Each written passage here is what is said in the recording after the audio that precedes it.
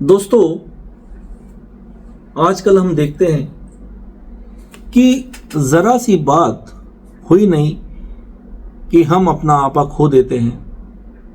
हमें बहुत तेज गुस्सा आ जाता है।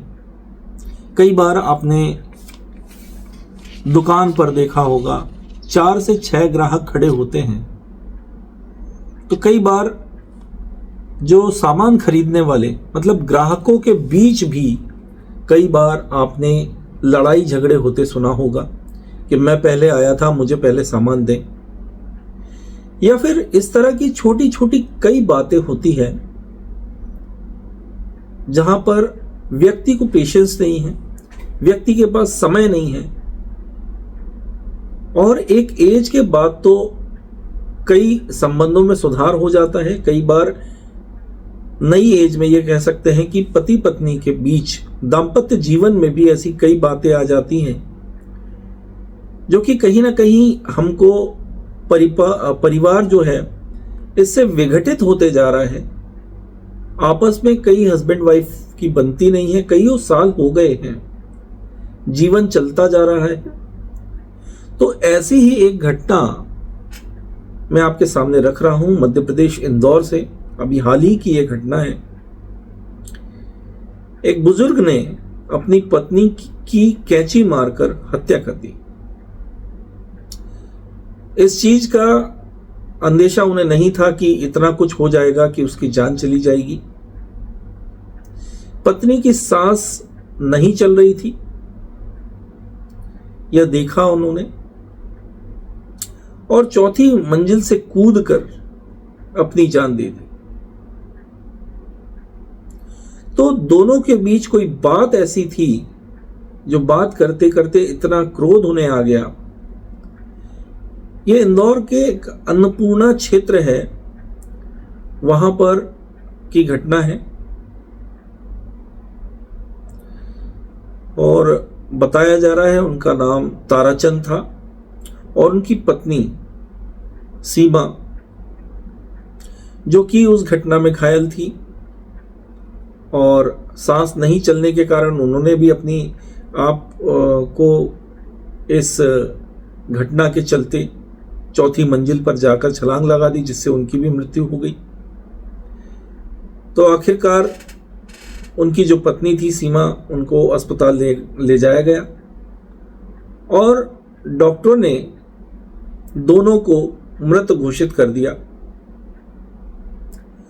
और सिल्वर पैलेस एक कॉलोनी है जहां बेटे और बहू के साथ वे रहते थे।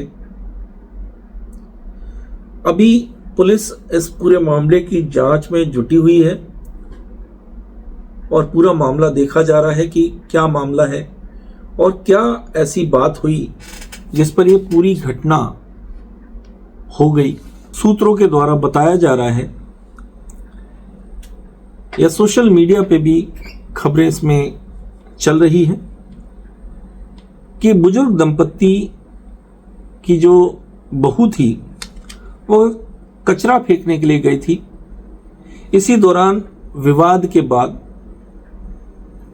ताराचंद खत्री ने अपनी जो पत्नी थी सीमा, उन पर कैंची से हमला कर दिया। उसके बाद गुस्से में चौथी मंजिल से छलांग लगा दी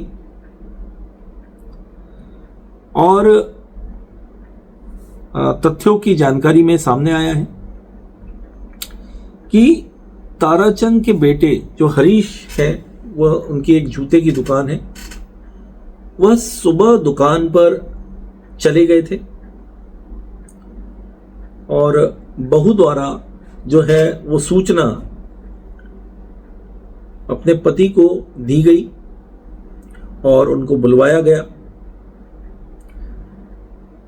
पुलिस के आला अधिकारी के सामने सारी चीज जब आई तो एसपी साहब शिवेंद्र जोशी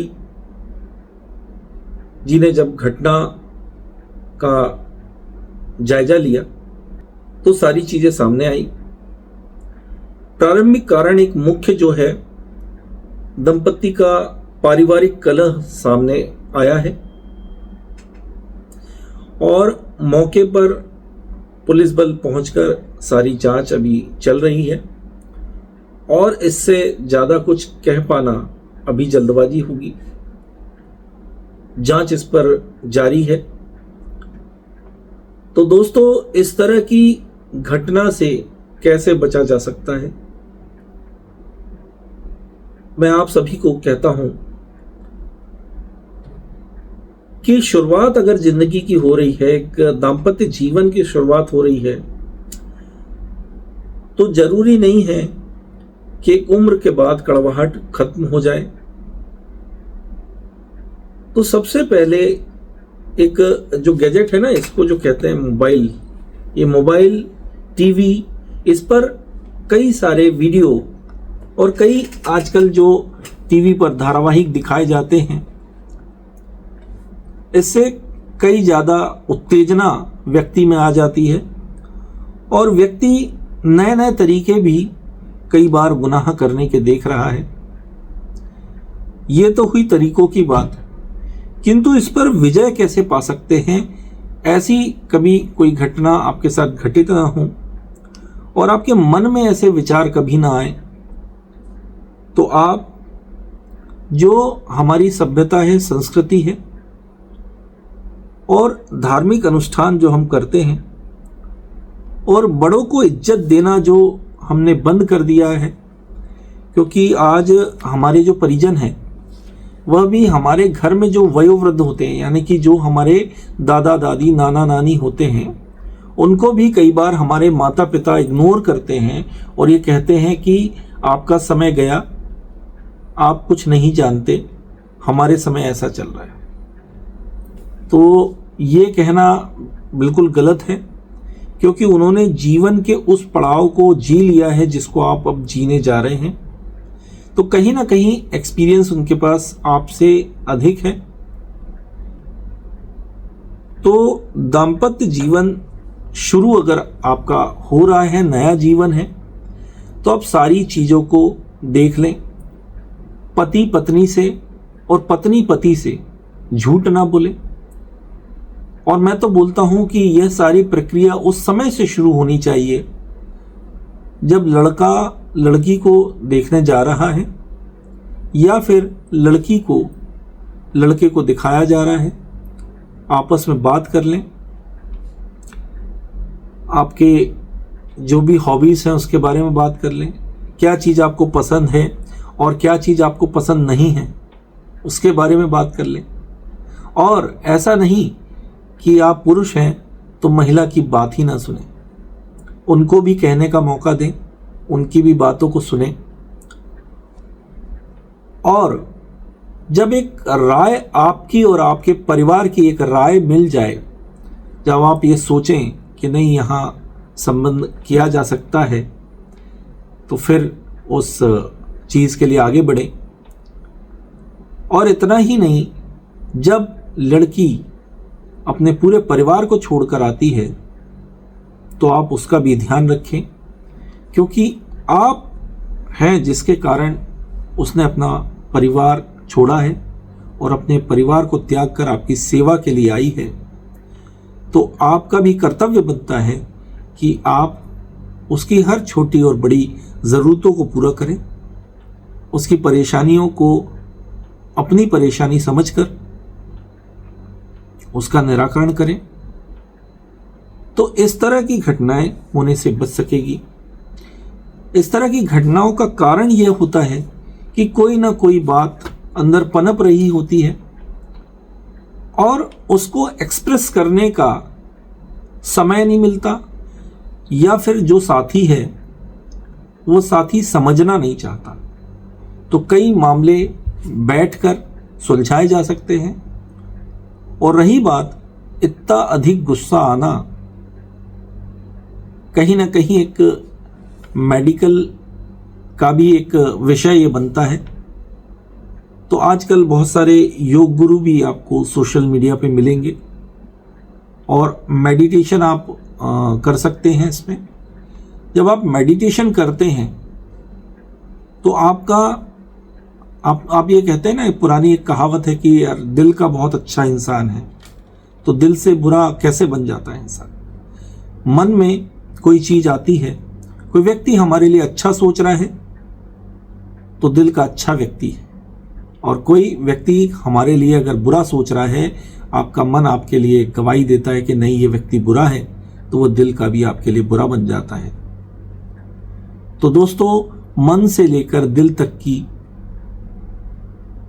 इस पूरी यात्रा को कैसे आप बहुत निर्मल, स्वच्छ, साफ मन का कर सकते हैं, मन को भी, हृदय को भी, तो कोई मेडिटेशन आप ज्वाइन कर लें, जिससे कि जीवन का जो मूल मंत्र है, क्योंकि आज हमारे जीवन से हंसी और खुशी दोनों ही चीजें चली गई हैं, और दोनों ही चीजों को पाने के लिए हम टेलीविजन का, धारावाहिक का और ना जाने किन किन साधनों का हम उपयोग करते हैं, किंतु हमारा मन खुश नहीं हो पाता, जिसके कारण हमें दिल की अनेकानेक बीमारियां हो रही हैं।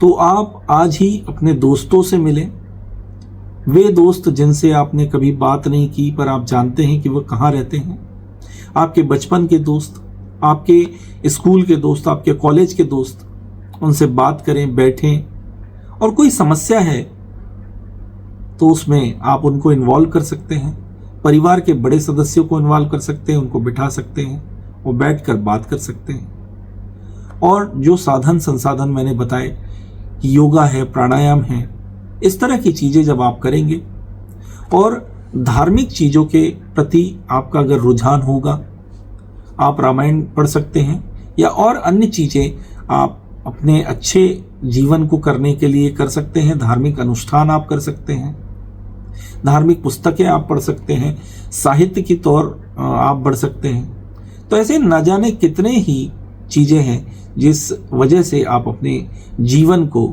एक सही दिशा दे सकते हैं। और इस तरह की जो घटनाएं आपके परिवार में हो रही हैं, आपके द्वारा या आपके परिवार में किसी सदस्य के द्वारा कोई ऐसी मानसिक विसंगति कोई पनप रही है, तो उसको भी आप रोक सकते हैं, ऐसा मेरा दावा है। तो आप करके देखिए, आपके जीवन में बहुत बड़ा परिवर्तन आ सकता है। धन्यवाद। जय हिंद।